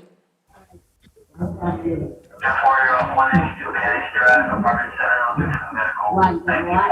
got the scanners, John? Oh, that's John. All right, well, if there's nobody here that can answer it, maybe Mr. Concanon can actually, Actually, I'm sorry, couldn't. as to why his school was following. Sorry to call you out, Don. It's all in the leadership, isn't it, Mr. Concanon? It's really kind of simple. I don't want to go to the school council jail. Oh, my. I just read the law, and we voted for vice chair, that's all. So is this information provided to the principals? Do you guys have like any training or anything, or just like a handbook or something that just? Yeah, we did have a training the other night, last Monday and Tuesday. I Okay. attended. So, Dawn, you should train the other principal. So with that being said, I mean, I would definitely approve this list, but I would like to see a revised list, maybe at the next school committee meeting, that has each of the other schools following Forestdale's lead, and just so we can have that updated and accurate information. But Sure, we will do that. Just to let you know that it is the way it was recorded, So we will actually submit that by the end of the week with all the updated. We didn't record it that way, but we will send it to you. Thank you, Dr. Noriega Murphy. Thank you. Thank you. And thank you, Don.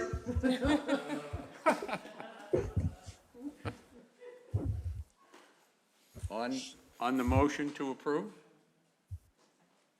Seconded by Ms. Spadafora. All those in favor? Aye.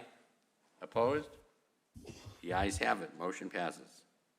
Now we go to personal privilege, and now Ms. Luang.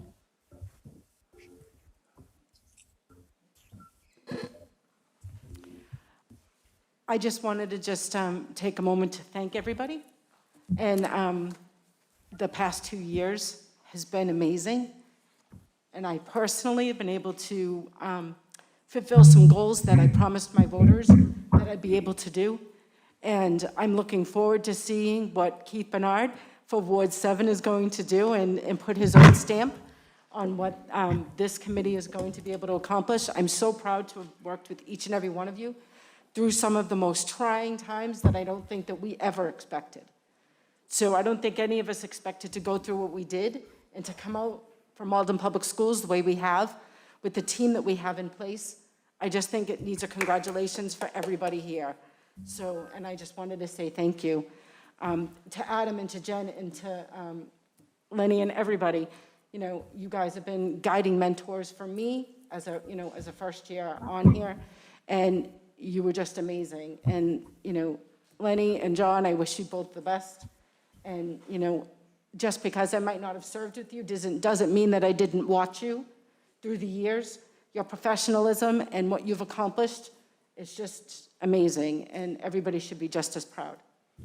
So, and I just wanted to say thank you again to everybody, and God bless, and happy holidays. Thank you, Michelle. Thank you very much.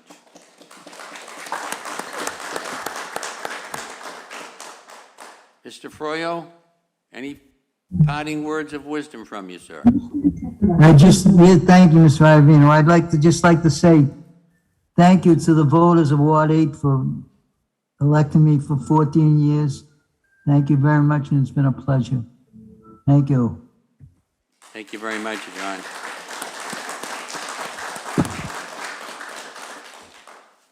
I don't know if I can be as brief. I go back to January the 15th, 1968, before some of you were born, long before some of you were born. I wasn't this heavy. I didn't have as many wrinkles, and I had a hell of a lot more hair on my head than I do now. But I made a lot of acquaintances along the way. I met and married my #1 fan, my wife, at the Lincoln School, and we had 46 wonderful years. And we have a wonderful son, Joe, who provides a very strong shoulder for his dad to lean on every now and again. And I love him very much. I've been lucky. I was a lucky guy growing up. I've been a lucky kid. I had 2 wonderful parents, but my father especially was one who always said that, you know, you live in the greatest country of the world, and it only stays that way when good men and women get involved in government at the state, local, and federal level. So he said, that's your lesson, to get involved. My initial response to that was when I graduated, I wanted to join the Malden Fire Department. I wanted to go into the military, get that out of the way. But in 1959, when I was a senior in high school, I had a conversation. Well, I shouldn't say I had my father had a conversation with me. And at that time, you didn't have conversations, you listened. It was always one way. And as it turns out, Father knew best. And he said, you're going to college. You can be the smartest guy in the firehouse, but you're going to college first. So I did, and here we are. So I'm very thankful for that, and thankful for all of the people, the wonderful acquaintances I've made along the way. We all stand on the shoulders of giants, and I was fortunate to have a lot of people in my life who I learned from. None more than former superintendent of the school, Dr. George Holland, who some of you probably don't know. But those of us who have been around for a long time knew a wonderful man.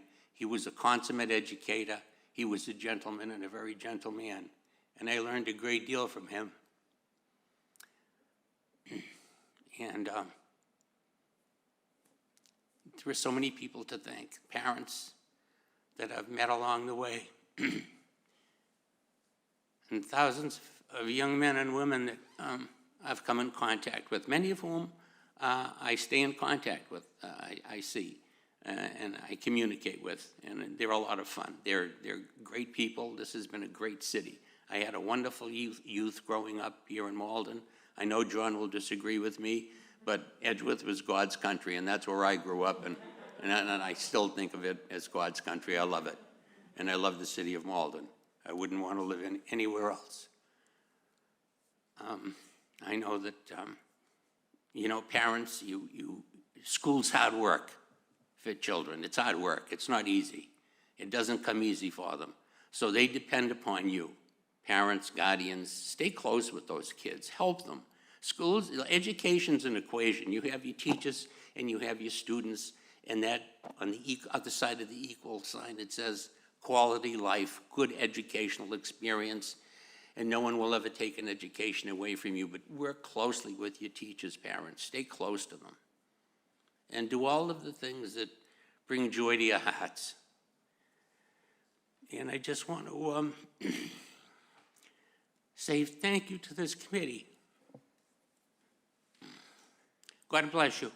God bless the work that you do, because it's important, very important. And I don't like goodbyes, so I'm just going to say I'll be seeing you around town. Over and out. Thank you.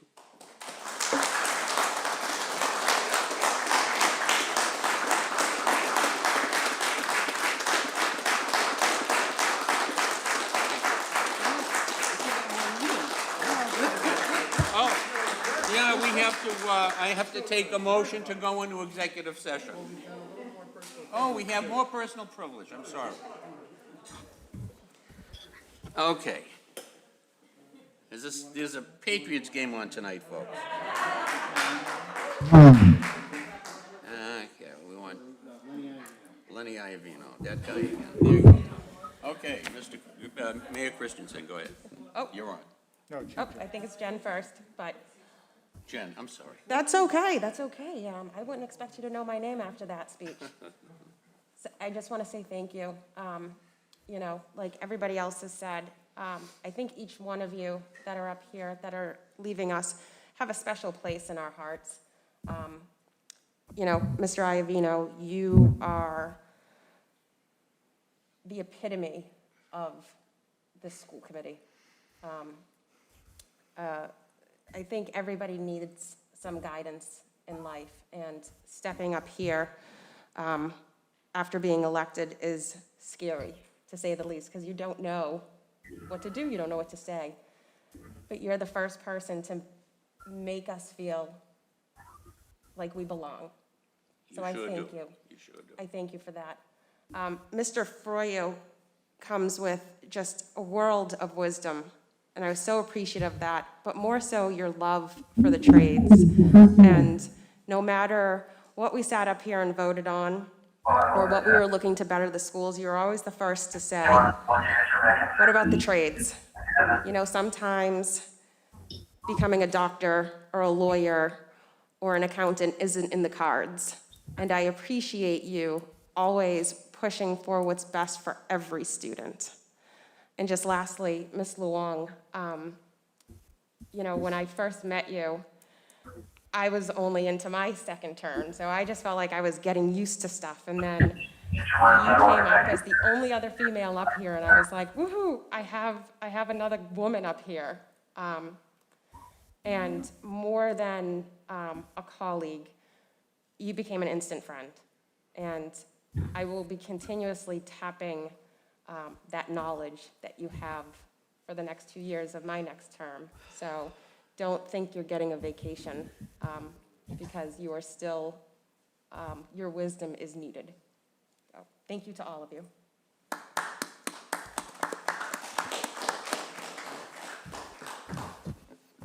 Thank you, Mr. Chair. Two separate notes. One, just a congratulations to the Salemwood on their recent success at their winter festival. Yeah. And another milestone was celebrated in the Malden Public Schools recently. And although I wasn't able to attend, I loved watching the mayor's video of this happening. We, on November 1st, were able to recognize at the Forestdale School kindergarten teacher Gail Casgrain, who celebrated the beginning of her 50th year teaching in the Malden Public Schools. And it was, yeah.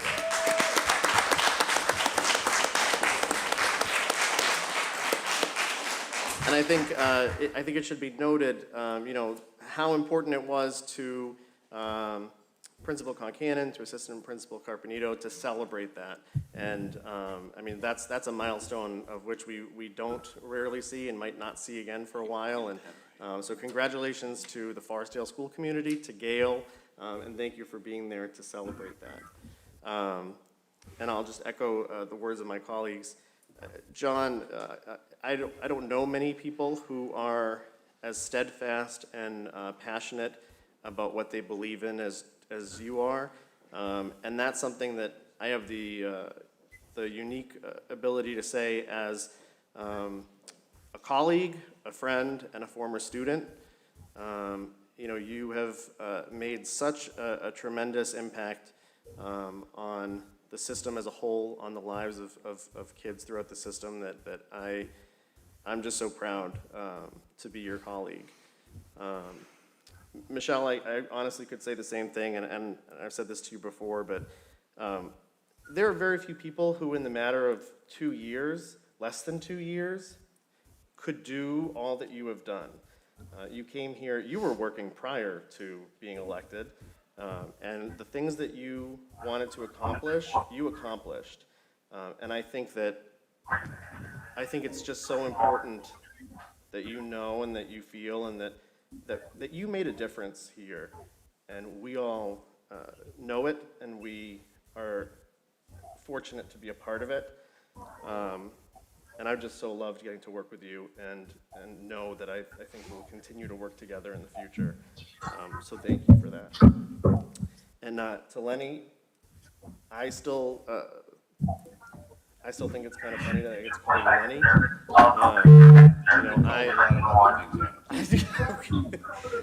know, I think that we could I muted myself. I think that we could all probably echo what Jen said about, you know, you making this a place where everybody feels welcome.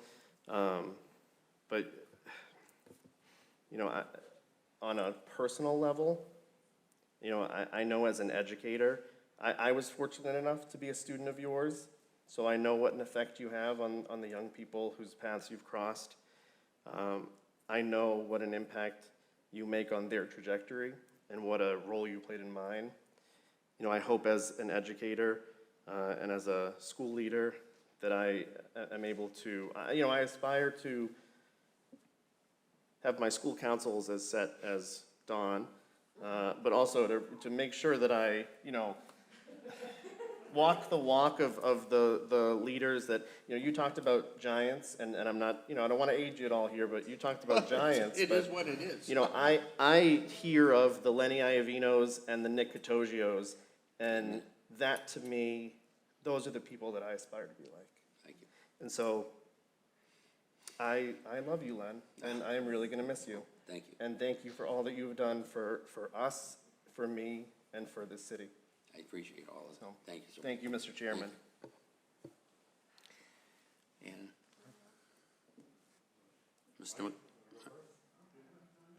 All right, let me put you on there, Robert. There you go. Wow. Thank you, Mr. Chairman. Where do I even begin? Michelle, it's been an absolute honor to be able to serve with you for the last 2 years. Your dedication and passion for special ed, it's incredible. You've been a strong advocate for that. I've seen that passion in work, and it's really been great to be able to serve with you. Being able to, you know, throw ideas off of each other, it's been awesome. Mr. Froio, my former driving instructor.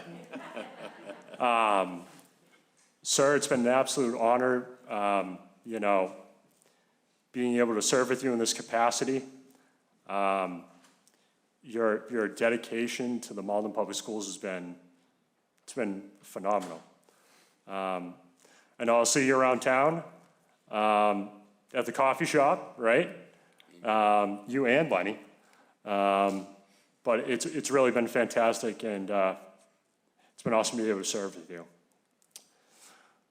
Leonard. Yes, Robert. Lenny. It's been incredible to be able to serve with you. You and John have known me since, you know, I was a little kid. It's been awesome. It's gonna be tough not seeing you guys up here, but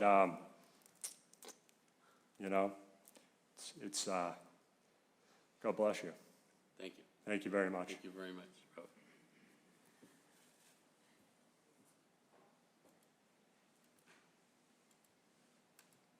You on, Mike? No. Need a microphone. You're on. Oh, okay, hi. Michelle, it's been a pleasure serving with you. You've left your mark in a short time. You've done good, girl. So good luck to you in everything you do in the future. Lenny and Squiggy, you think you were getting out of here without me giving you one shot? I was going to do the old dirt jokes, you know, older than dirt. You've been around. Come on, kickoff is pretty soon. The guy that was in the Jordan getting baptized, you were there, you know that. But I just want to say, your care and dedication is your ultimate achievement. You've done well in the district. The district can never repay what you've done. And I just want to say thank you. Thank you. Thank you. John, that goes to you too, buddy. You listening? All right, they're smiling. You got you. All right. Thank you, Mr. Chairman. Thank you. Hold on, that was it. Keep it short. Oh, Mr. Gray.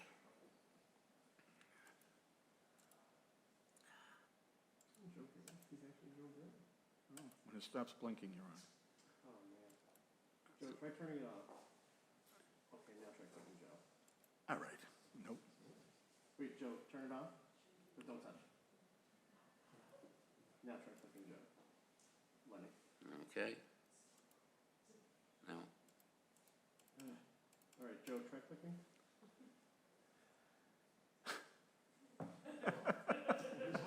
This is spinning. Just go ahead, Joe. Where's Rodriguez when you need him? Try pressing it one more time, Joe.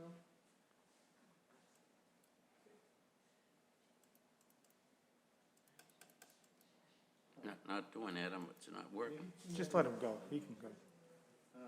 Mike, can you turn yours on? How about now? There we go. Thank you. Thank you, Mr. Chairman. Just make this quick. This has been very inspirational, educational. My first two-year term, I learned a lot from Michelle, from John, from you, Leonard. I came in pretty, I don't know the correct term, pretty new, pretty fresh, kind of clueless. And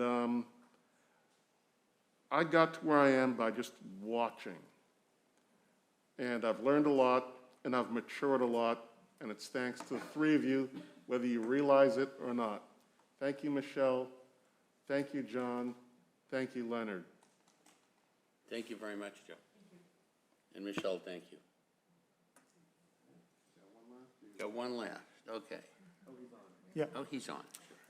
Yeah, thank you. And I think the best way to sum up the impact that you've had on us is within the past couple of days when I met with the incoming members, Ms. Macklin, Ms. Zyberg, and Mr. Bernard.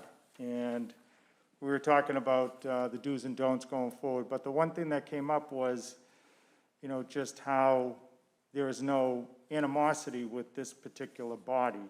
You know, unlike other boards, commissions, you look across the country, you know, elected officials are jumping over the table, yelling, cussing.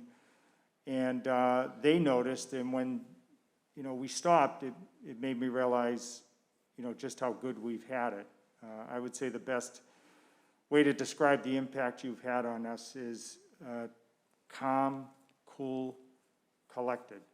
And in these crazy times that we live in, I can't tell you the positive impact that has had on us, and I think on our schools and on our community. So I know we're going to celebrate after this, watching the Patriots beat the Bills. But for now, all of us wanted to present you with, an official citation from us, thanking you for what you have done. And it reads as follows: on this day, the City of Malden thanks Ms. Luang, Mr. Iovino, and Mr. Froio for their years of dedicated service to the City of Malden, the Malden Public Schools community, students, and staff as a member of the school committee. Their dedication and commitment to our students, their future, and the continuous improvement of our public schools is truly appreciated.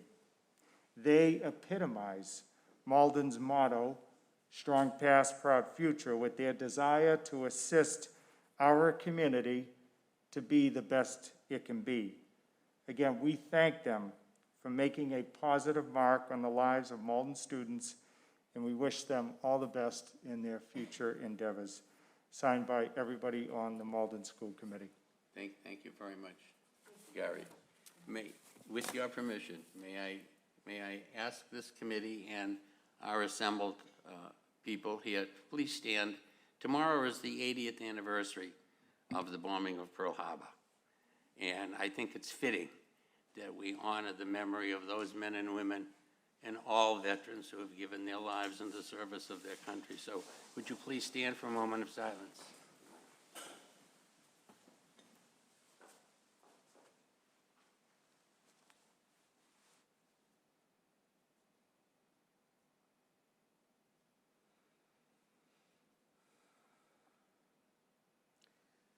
Thank you all very much. Be well, have a wonderful holiday. But we have to take a motion to adjourn. Gary wants you to take a picture. Oh, take a picture, okay. Yeah, let's do the motion for executive session, seconded by Mr. Drummy. All those in favor, please say aye. Yeah. All right, call the roll. I made it, seconded by Mr. Drummy.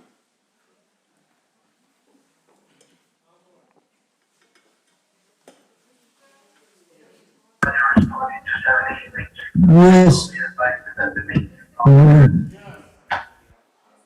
Yes. Didn't hear anything. Yes. Motion carries unanimously. Thank you, interpreters.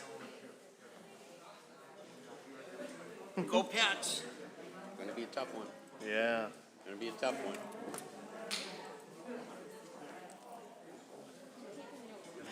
Ooh. So from here on out, you can come work the tech. Oh, no. This is it. This is it.